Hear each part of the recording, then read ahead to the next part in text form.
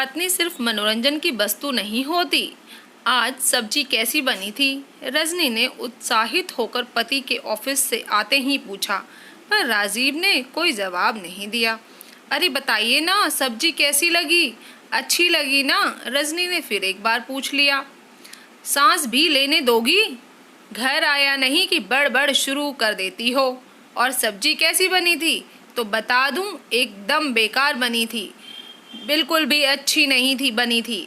मैंने तुमसे ये क्या कह दिया कि खाना थोड़ा ढंग से बनाओ, तुमने तो सब्जी में तेल मसाला ही भर दिया।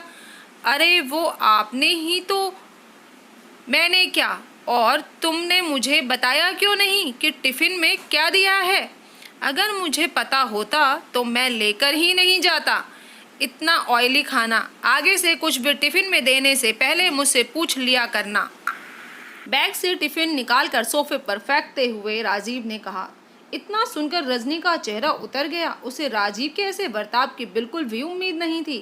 कल जब राजीव ने बोला था कि क्या रोज रोज उबला हुआ खाना बना देती हो, देखकर ही मन नहीं करता खाने का, थोड़ा तो ढंग का खाना बनाया करो, तब रजनी ने कितने जतन से सारी तैयारी रात को ही करके सोई थी और सुबह 6 बजे से लगकर राजीव की पसंद का कटहल के कोफ्ते और पराठे बनाया। राजीव को नहीं बताया ताकि वो टिफ़िन खोले और सरप्राइज हो जाए।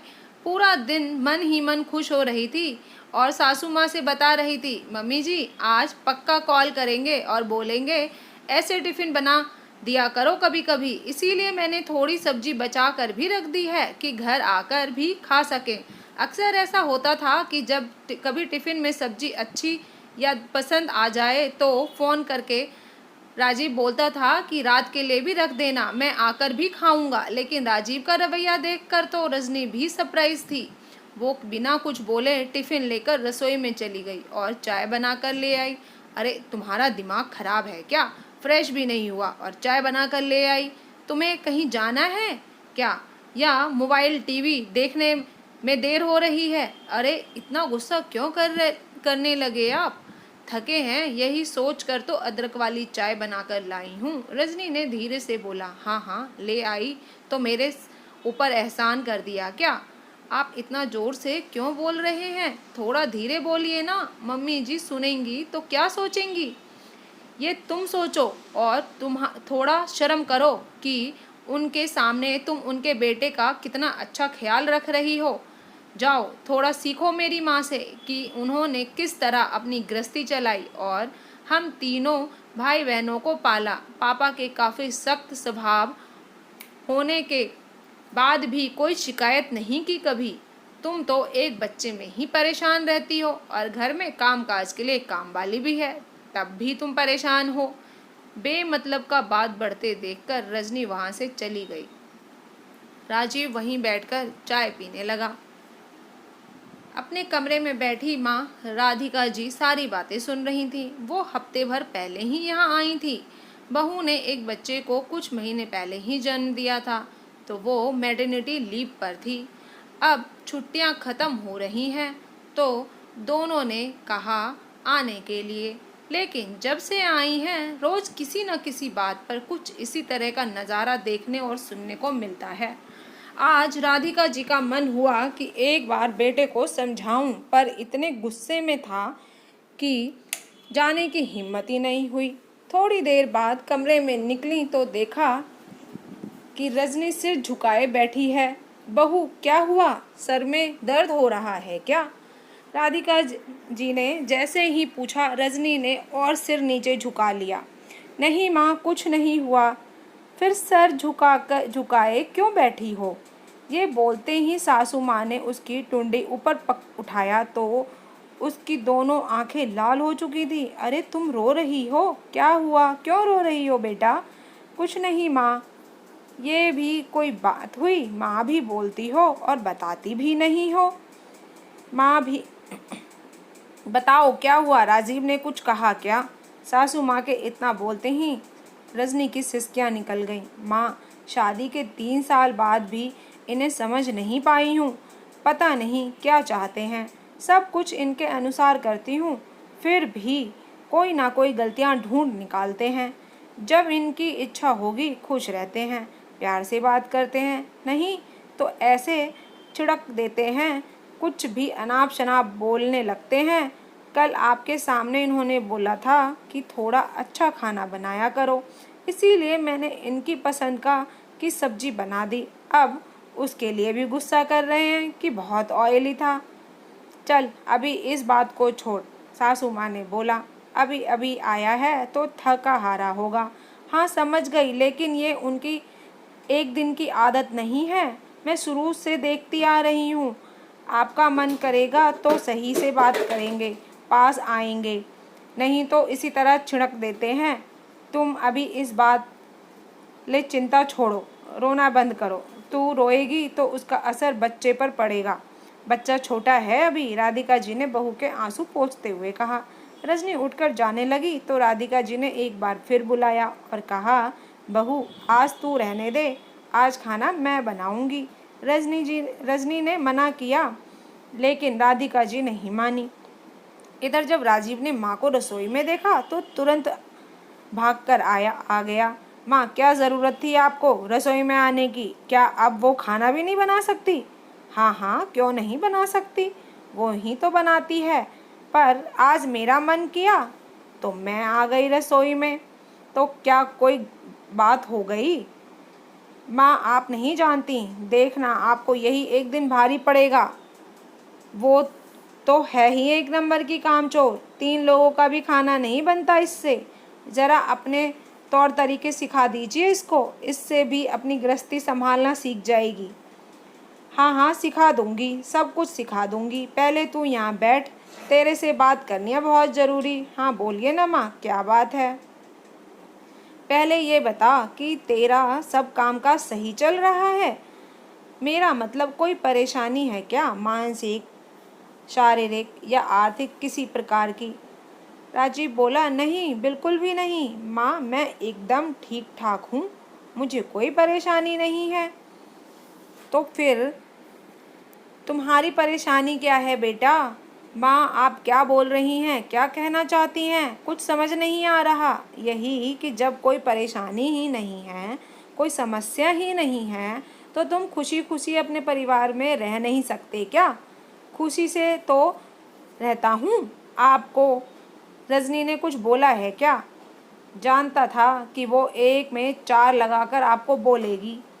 तभी राधिका जी बोली, मुझे उसने कुछ नहीं बोला, किसी को कुछ बताने की ज़रूरत नहीं होती। तुम्हारा जो व्यवहार और रवैया है वो अपने आप में सब बता रहा है।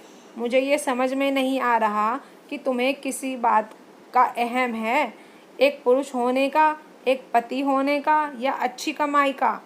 किस चीज़ का अहम है तुम्हें? माँ आप ऐसे क्यों बोल रही हैं? मैंने कभी आपका दिल दुखाया है? बेटा ज़रूरी नहीं कि मुंह खोलकर ही दिल दुखाया जाए। तुम बहू पर चीखते झींकते चिल्ला दिखते हो क्यों? तुम प्रेम से भी तो बात कर सकते हो। तुम दोनों पति पत्नी हो, एक दूसरे के पूरक हो, तो छोटी से छोटी और बड़ी से बड़ी बात एक दूसरे से मिलकर करो। माँ आप मेरा स्वभाव तो जानती हैं, मैं बचपन से ही ऐसा हूँ, आज तक चेंज हुआ हूँ जो अब चेंज हो जाऊँ? राधिका जी बोलती है, तो अब चेंज होना पड़ेगा, नहीं तो तुम्हारी मुश्किलें बढ़ सकती हैं बेटा। माँ क्या मुश्किलें बढ़ेंगी, पापा भी तो ऐसे ही थे, आपने कैसे किया सब?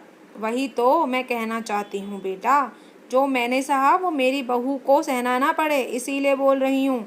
थोड़ा अपने आप में सुधार लाओ। तुम्हारे पापा के इसी स्वभाव की वजह से हमारा कभी भावनात्मक लगाव नहीं हुआ।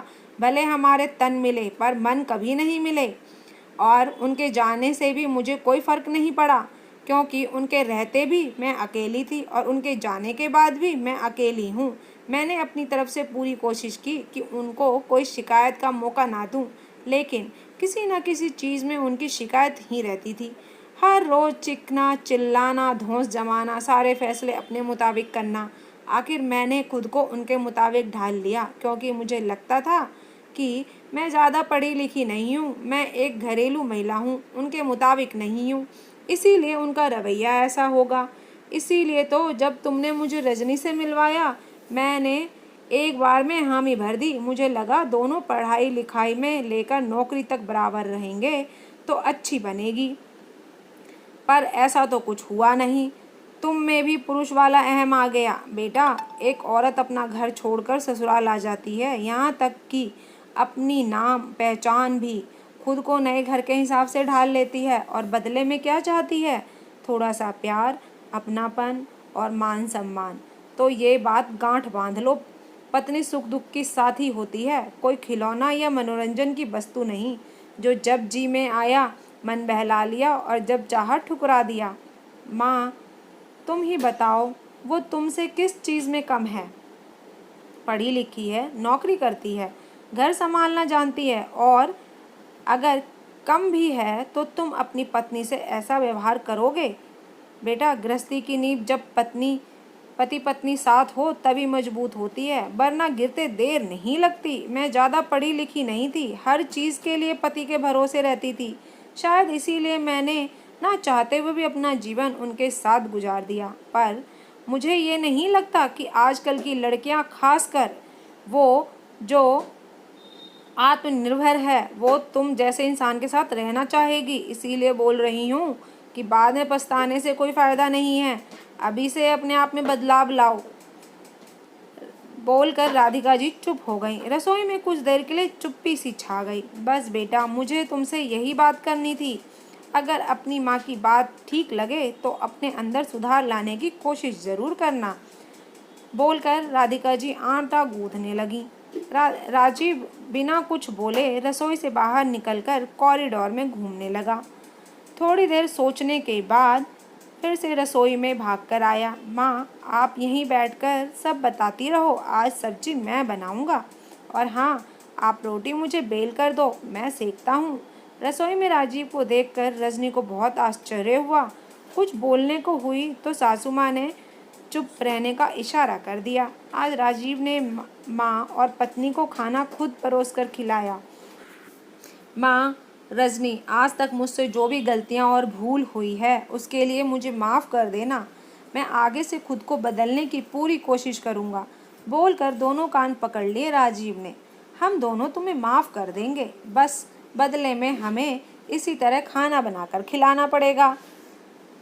अरे रोज़ नहीं, कभी कभी की बात कर रही हूँ बेटा। बोलकर दोनों सास बहू हंसने लगी। हाँ बिल्कुल, अब आप दोनों ऐसे ही हंसते रहोगे या बताओगे कि सब्जी कैसी बनी है? यम्मी बनी है। जैसे ही यम्मी सुना कि तीनों के हंसी के ठहाके गूंजने लगे घर में। तो दोस्तों, आज की कहानी आपको कैसी लगी कमेंट करके ज़रूर बताइएगा। अगर आज की कहानी आपको अच्छी लगी हो तो प्लीज़ चैनल पे अगर न्यू है तो सब्सक्राइब कर लीजिएगा, पुराने हैं तो पूरा देखने के लिए धन्यवाद। फिर मिलती हूँ आपको नई कहानी के साथ।